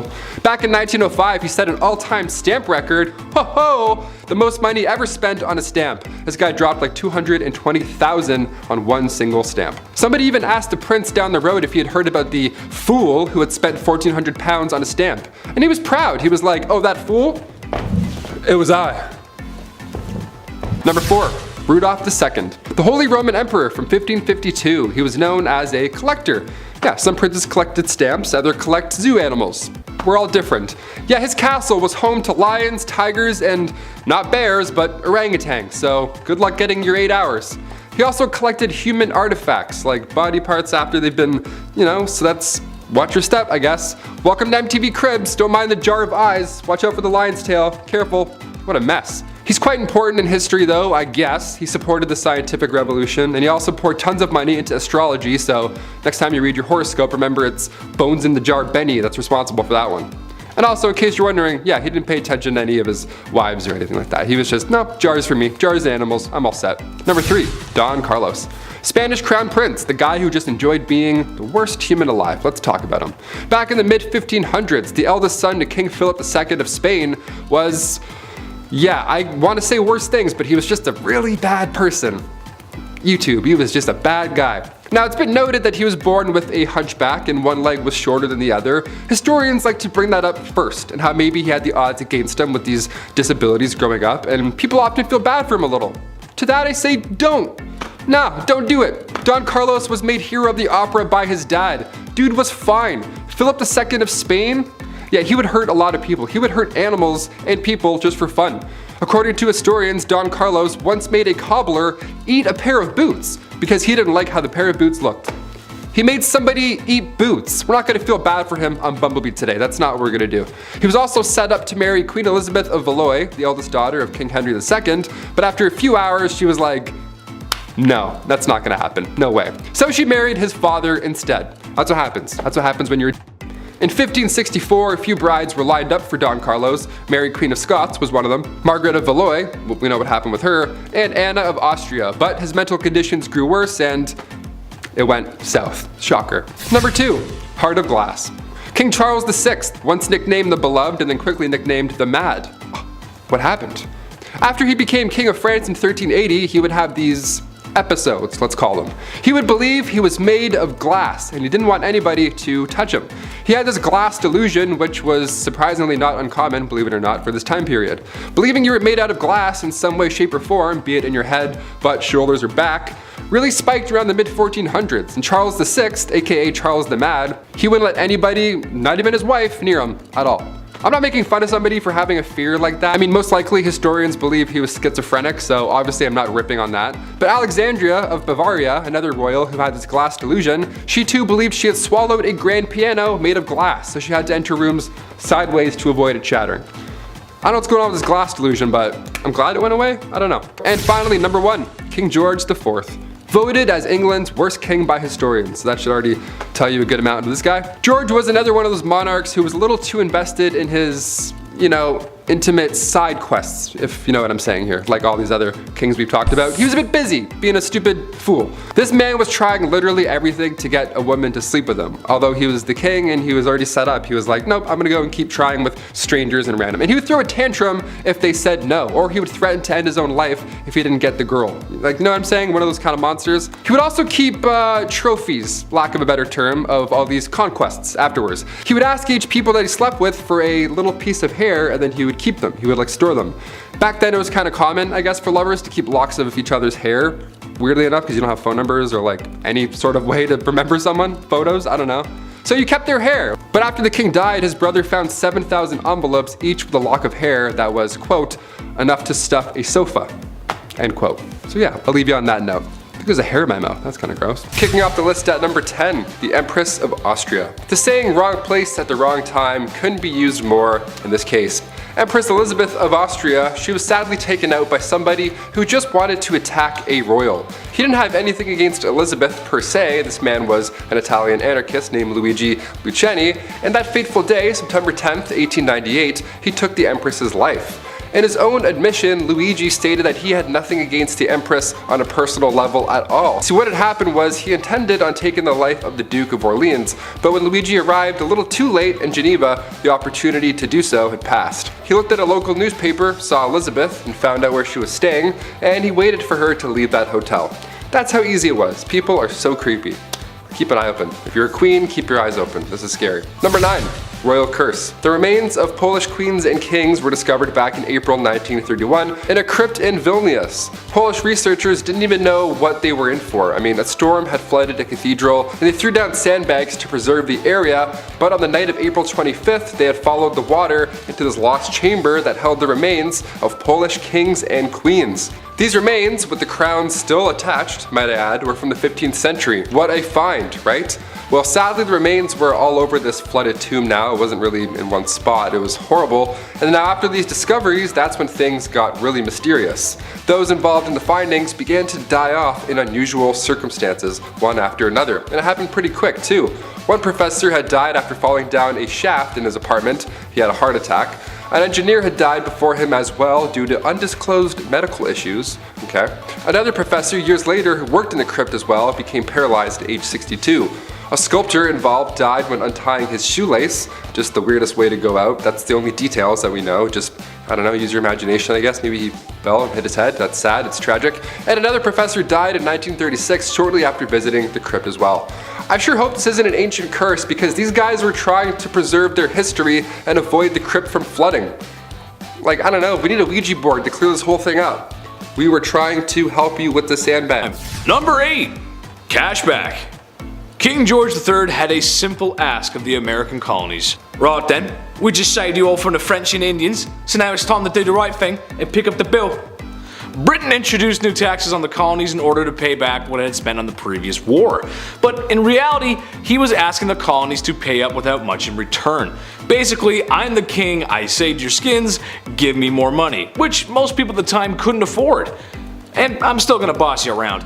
The British Empire may have been victorious, but it was the colonists who felt all the effects of the war and the economy. This happened multiple times before some patriots had had enough and decided to act. And what he did when the people he was forcing to give money spilt a little tea? Well, he sent British troops for a semi-friendly military occupation. I'd hate to loan this guy a nickel. Number 7.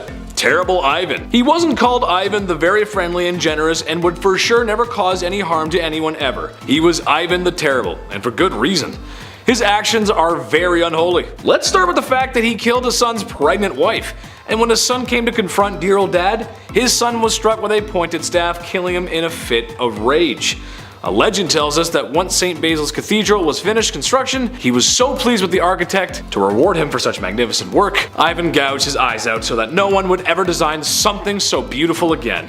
His paranoia also caused the slaughter of Novgorod, where after he was done claiming thousands of lives, he burned all the fields just for good measure. Wouldn't want all those dead people farming without your permission. Should we tell him about the other world monuments? Number 6. Off with her head! Henry VIII is more well known for how he treated his wives more than his leadership. With a reign of over 20 years, the man had a few wives. 2 of his wives were executed for ridiculous reasons, another was divorced. Turns out, actually, the church wouldn't grant that divorce he was looking for, So Henry went and did the next best thing. He broke away from the Catholic Church and dissolved the monasteries, taking their wealth and redistributing it as he saw fit. Nothing is unholier than trying to get away from the church. Historians believe that his divorce actually led to the English Reformation. Number 5. Nothing left. Alexander the Great was an excellent warrior for his time. Having conquered so much at a young age is really quite impressive. His empire stretched from Greece all the way to India. For a history class or a good book, this is fine, but in reality, he was a conqueror. The places he was marching into weren't exactly happy to have spear-wielding visitors. He laid siege on multiple cities, executed those who defied him, and sold people into YouTube's least favorite S-word. Just about checks off everything a guy needs to be considered a tyrant. History remembers his conquest, but I for sure will not forget how brutal conquerors can really be. Number 4. Chop chop. While Maximilien Robespierre was not a king in the monarch sense, he did hold a lot of political power in France when the political climate was quite messy. Plus, France was at war.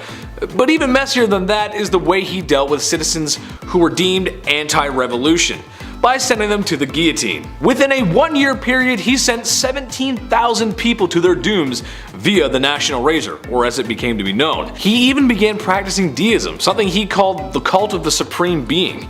And if you know your history, you know that you can't get away with that forever.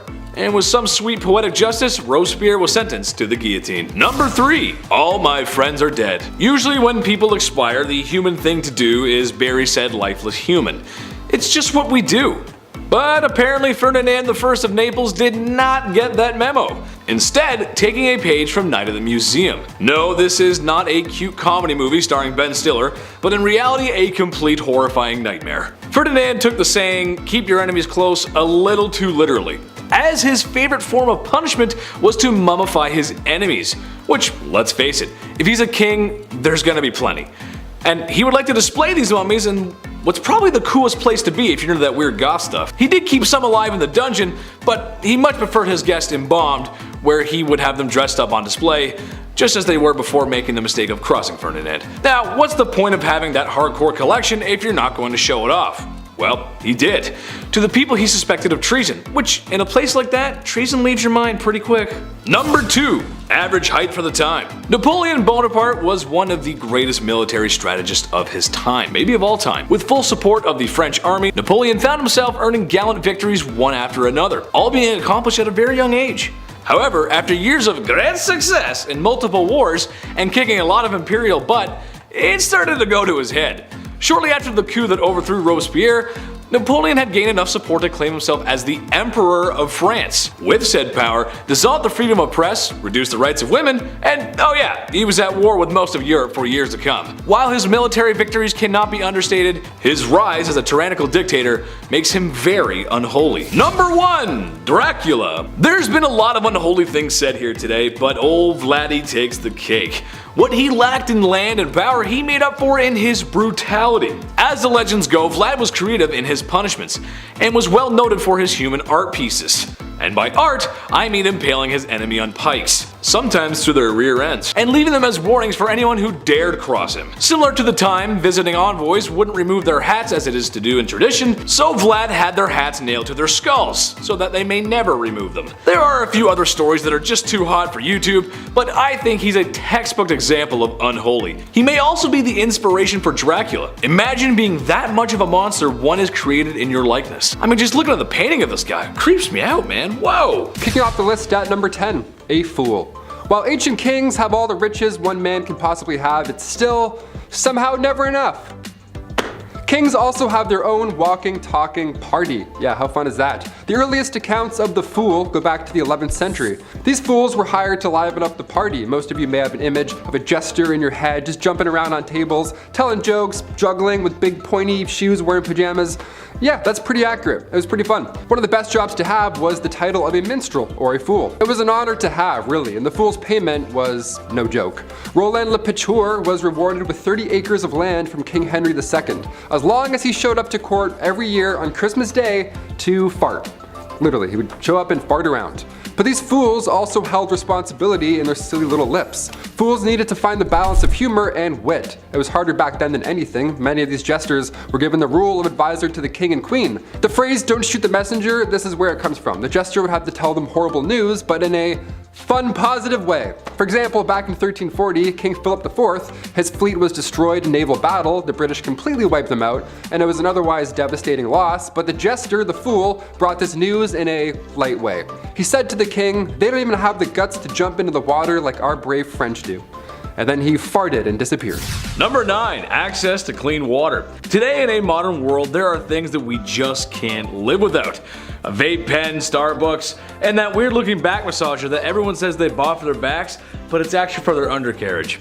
Speaking of undercarriages, you don't want to drink from the water from underneath one. Dirty, muddy street water is bad for your health. The ancient kings of old knew this. It was common knowledge that drinking dirty water could lead to you spending more time squatting over a hole than spending time with your family, and nobody wants that. Life for citizens who were not royals could have it pretty rough. Ancient kings had the luxury of having clean water, or somewhat, it's still kinda not so clean, or at least more clean than the commoners. Through methods of fresh spring water, boiling, and even some early filtration methods, they had access to better water that wouldn't make their guts hurt. With that being said, a lot of times given the sussy nature of water, a lot of kings just drank alcohol, which honestly might have saved them since the alcohol could possibly kill harmful bacteria. The one time in life that boozing might save your life. Anyone got a beer? Number 8. Grace O'Malley. We've got enough traditional royalty on this list that we definitely need to spice it up. Enter Grace O'Malley, the Pirate Queen of Ireland. Pirate Queen! What a title. Definitely considered unholy behavior, Grace abandoned the traditions of women of the time and fled to the sea.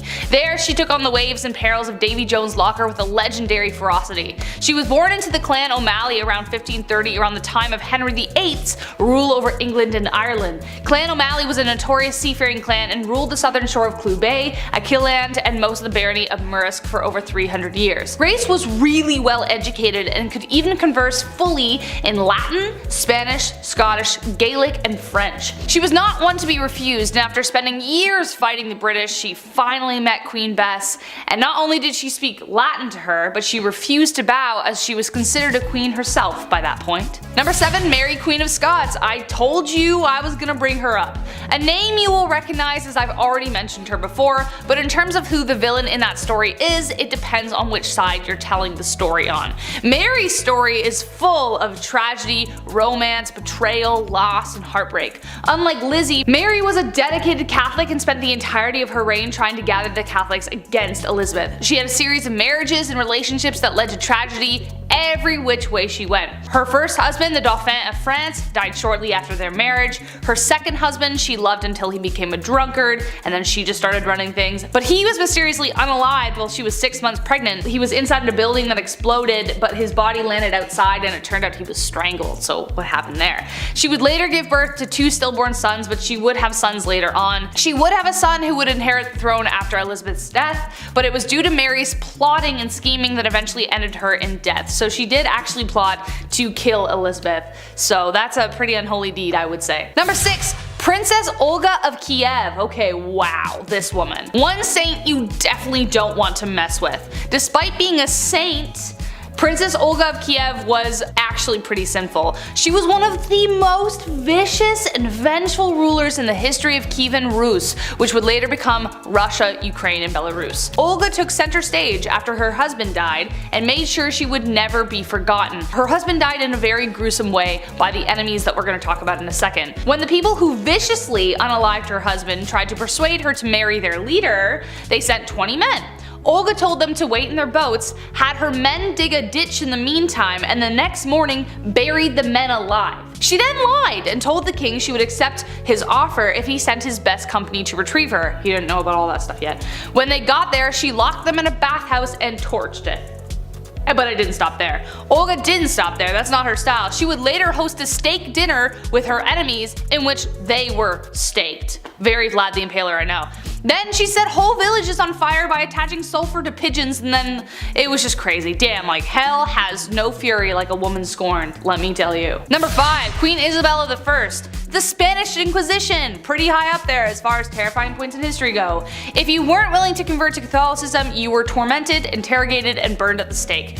Who was behind this awful time in history? This lady, Queen Isabella I. Technically, as she was fighting for a holy order for the Catholic Church, this can be seen as holy, but was it? Burning people at the stake because they didn't share this belief? not cool, Isabel. She created a secular government through her reign which allowed for the monarchy to have more power. Being a pious Catholic, she made Catholicism the official religion and created a tribunal to make this happen. Secret service or a secret police that spread fear wherever they went. Her direct influence caused the Jewish population to falter for a really long time after. Number 4, Fridegund of Soissons. Okay, maybe said that wrong, so I apologize. Kind of impressed with her rise to power. She went from slave attendant to queen.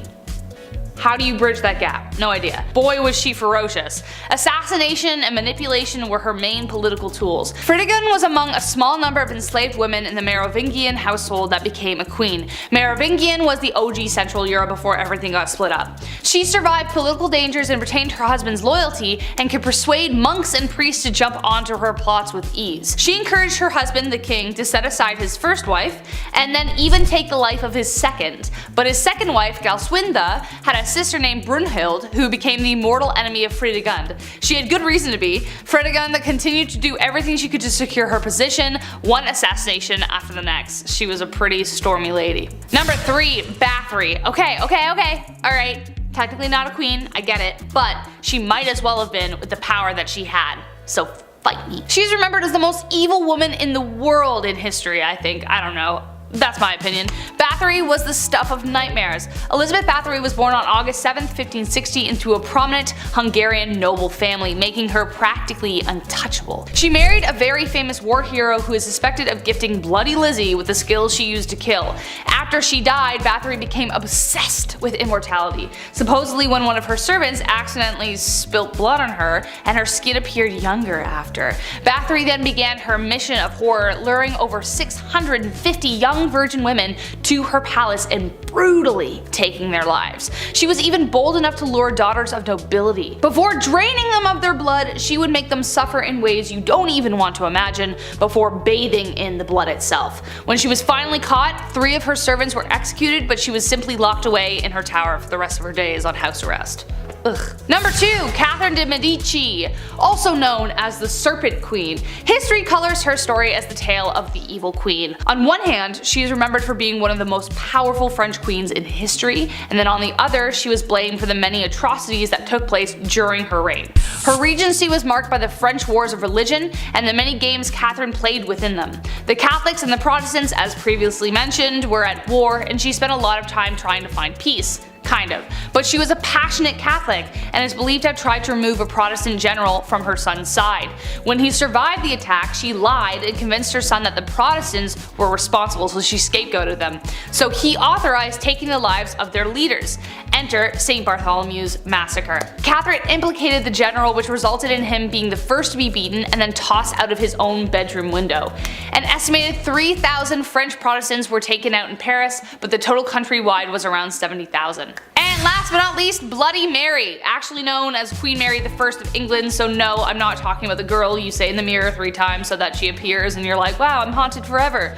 Queen Mary became known as Bloody Mary due to her vicious tirade against Protestants in England during her reign. She even imprisoned her own sister, Elizabeth, who we mentioned at the beginning of this list, due to suspicions of treason. This was unfounded. She bore her father Henry VIII ill will after the stuff he pulled with the church and after having delegitimized her as his heir for a time.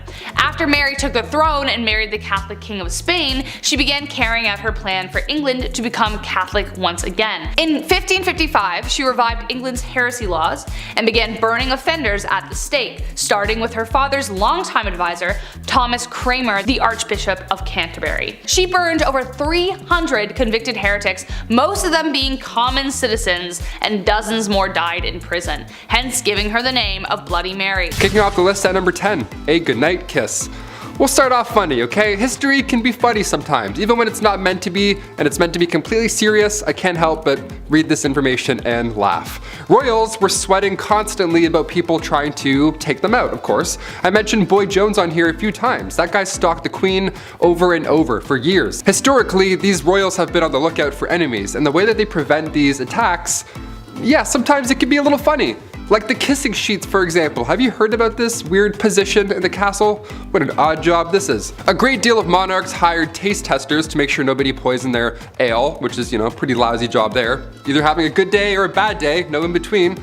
But they also had a guy kiss the king's sheets every day, just He just kissed the entire bed. The king size, may I remind you, massive bed. King Henry VIII, this guy hired somebody to literally just go in, get snuggled up, and just make sure the king's bed wasn't poisoned. There's nothing on it that's gonna make the skin go all ouchy. But he would just get in his bed and just go to sleep for a bit. You are required to make the king's bed every morning, of course, and before he gets back in, you gotta get in and kiss that bed, man. You gotta kiss that bed real good. Mwah, mwah, let's go. Mwah. All right, time to clock out for the day. Mwah, one more for good luck. Clothes as well, that was touched. Maybe not kissed, but it was for sure worn and touched. It's so weird. Guys wearing my clothes in my bed. No way, I'd rather get poisoned.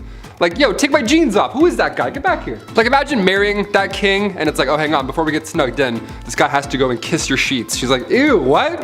Why does my sheets smell like breath? Everything smells like breath. Number 9, enemas. We gotta talk about perhaps one of the worst sights to see in the household. Back in the olden days, enemas were the talk of the town. Well, rather, the palace. Like most things in the 1400s, only the rich could afford the enema supplies. Specifically, King Louis XIV. Guy loved enemas. Just big old fan of enemas. It's believed that over the course of his life, Louis XIV received thousands of enemas. Thousands. It's a lot of decimals. Decimals for enemas. In just 1 year, Louis received 212 enemas. Like, guy, that's like 112 too much, I'd say. I don't know. He would always take it a step further, and dare I say, a step fancier, by using almond milk for the enemas. Imagine being married to a guy and he pulls out almond milk and you're like, oh no, not again, come on, Louis, please, I just ate. Number 8, ladies first. These ancient kings, they could literally do whatever they wanted. And it's important to note how they would act if they didn't get what they wanted, right? Like George IV of England, he's referred to as England's worst king by historians. Great title, even worse than King Joffrey, what do you know? It's one thing to spiral into debt, that's classic king behavior. MC Hammer went broke, we get it, it happens. But George IV, he was all about the ladies, a little bit too much. All he wanted in life was just to hook up with women, that was it, his only desire in life. And if they weren't interested, George was known to throw fits. He would cry and stomp his feet, literally. You know how those brave and bold kings do? George would offer these ladies money, although they weren't for sale, so that wasn't a great plan and didn't work a lot of the time. And George would go so far to threaten his own well-being if they refused. How terrible is that guy, right? Just imagine that conversation, how insane. What takes this to the absolute next level though is that George would keep a lock of his partner's hair after they had spent the night together. Now I know you're freaking out, maybe you're like, huh? Maybe you just choked on your rye bread sandwich a bit, that's more than fair. At the time, this wasn't abnormal behavior. I mean, you know, lovers would exchange their hair instead of phone numbers, I get it, it's back in the old days. But George, he had a lot of hair. He had like a lot of hair. He had like 7,000 envelopes filled with hair. I'm over here exchanging phone numbers at the club. Like, what am I doing wrong? Am I, doink? Call me, peace. Number 7, food. Nice. Whether you like it or not, at some point in your life you're gonna have to eat, and if you're like me, that means all the time. Steaks, ribs, beer, Burger King, pizza, pasta, ham, and chicken wings. Nice. It should be no surprise that I like beer and barbecue, and to answer your question, yes, I am the most fun guy to be around at the barbecue. Why? I just like to have fun and I like to eat good food, man, that's just it. Imagine a world, however, where there is no pizza and chicken wings. I know, it's horrible, right?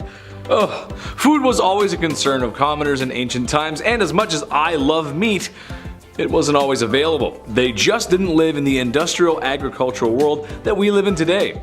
For Romans, it was a steady diet of breads and nuts, and if they were lucky, maybe some cheese or soup. But for the kings and emperors of old, well, if you feel like vomiting after all you can eat buffets, it makes you feel, you know, some first world kind of guilt, then look no further than ancient kings. Food might be the most excessive way they live, really. All kinds of meats all the time, beer, wine, fresh fruit and vegetables, which for health reasons is pretty huge, and to make them huge, maybe even some desserts. The Egyptians, for example, were known for their sweets.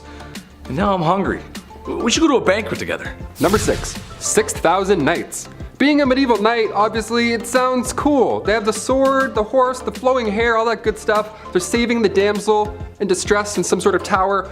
Well, no, it actually sucked being a knight at all. First of all, chainmail. You know how heavy chainmail is alone by itself? It's like 55 pounds. All that chainmail underneath your armor, no way. My body, this Q-tip spine would just break in half. No way. I can't even get on a horse wearing jeans and a shirt, let alone chainmail. Being a knight is something that starts when you're 7 years old as well. You gotta start as a little tot, little royal taught. Then you'd be given to a noble to learn and be wise for 7 years, some, Yoda type scenario. And then at age 14, you become a squire. A knight's intern, not an ideal job to have when you're 14, but if you stick it out just 7 more years, then you're an official ting, ting, knight. That's it. But then what? Do kings have 2 knights? Do they have 4 each? Is it like a breakdance squad? Is it like 8s, groups of 8s? Like, how do we do this? Henry II of England could call up to 6,000 knights. This was back in the late 12th century. That's a lot of backup. That's a lot of shiny, majestical backup. My favorite knight still to this day, I don't care, Martin Lawrence. Jamal, Scott, Walker. FBI, what's up? What's happening, y'all? Number 5, big money. This is no surprise to anyone, I'm sure, but back in the day, I'd argue the division between wealth and poor was larger than today. Kings had it all. I mean, if you listen to what Taylor's saying, he knows what he's talking about. Food, water, power, what else is there? Well, how about the coinage to make it all happen? The bread, the guap, the dosh, and my favorite, the cheddar. Yes, that's right, the ancient king's wealth. Whatever they didn't already possess, they could take by force or simply just bought with incalculable riches. With uncalculable riches. So much money. They had so much money. I can't make it clear. They had a lot of money. A great example of this was Mansa Musa, a very wealthy king from the Mali Empire. It's speculated he might have been the wealthiest person to ever walk the face of the earth. Earning his riches through the trading of gold and salt, he decided to show the international community how rich he was, and went on tour, because that's just something you do when you have millions of dollars, I guess. Where in multiple cities he spent and gave away so much gold that it upset the city's economies. That is a big flex. Okay. Donald Trump might have hotels, but Mansa Musa has everything else. It's kind of like Monopoly when one player has a boatload of cash and they go from one good property to the next. So if they land on something, they got all the cold hard cash to deal with it. Plus, they also have some good property and they just make it back every turn anyway. I'm fed up with Monopoly. Number 4, king of castles. King Ludwig II had numerous castles built to resemble fairy tale castles. Yeah, let's call this inspiration, I guess. What a privilege this ought to be. Ludwig was only 18 when he became the king of Bavaria back in 1864. And then he had castles built as, he was inspired from romantic literature and spending time at the opera. You hear that, Andrew? He was inspired after the opera. What a poet. It's crazy. Crazy. Must be nice, right? King Ludwig II would spend his nights in one castle, looking through his fancy telescope, admiring the next castle being built. What? He even freestyled the castle as well. Yeah, just 4 years in, the guy designed his own majestical castle. To this day, it's one of the most photographed places in the world, so clearly he did something right. Neuschwanstein Castle, literal fairy tale, there we go. Meanwhile, I'm over here making castles in Minecraft. Still fun, we'll take it. Number 3, jousting. First there is bread, and then there is wine, and then there is entertainment. You can't tell me while a delicious plate of nachos dances like a ballerina in your microwave, you didn't pull up some super cool content to watch on your phone. Maybe featuring a large, kinda funny comedian, and maybe also featuring a super handsome, tall, funny comedian with a neck thing, I don't know. Kings of ye olde times did not possess the power of the internet or watching fail videos, so watching combat sports was the next best thing. Oh, what's that I hear? Watching the sport isn't enough? Well, some royalty even got involved. King Henry VIII, for example, just loved to joust because he did. He even had an accident with such, and it's what might have made him gone mad in the first place. Number 2, banning coffee. This is the worst of the worst, people. Here we go. Murad IV, Sultan of the Ottoman Empire, the guy banned coffee. What a monster. I would be asleep right now if coffee wasn't a thing.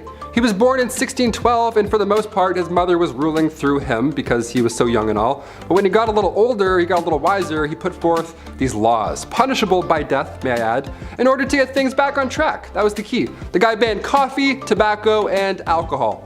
What a fun guy.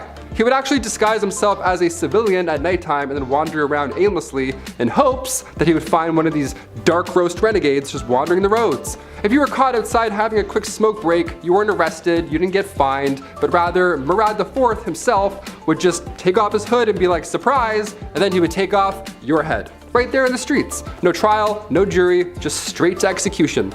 All that for some stale ale. What a monster. Number 1, groom of the stool. For some reason, this job was considered to be higher up, a well-respected job, if you will. However, I'd like to ask the man in charge of such an operation how he felt.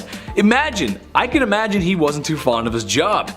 Hands never clean, hands never clean. The groom of the stool is someone who would assist the king in his bathroom duties by supplying fresh water, towels, and whatever a king needs. He may have also been responsible for cleaning the forbidden starfish. May the divines of Skyrim have mercy on his soul. I guess this had to be done, but I don't know if I could ever even do that to another human being. If you've ever eaten Taco Bell late at night and washed it down with some Baja Blast, then you know the kind of explosion awaits the porcelain throne in the morning. So yes, having a servant present at your bowel movements is a privilege that most other folks just didn't have, but would you really want one?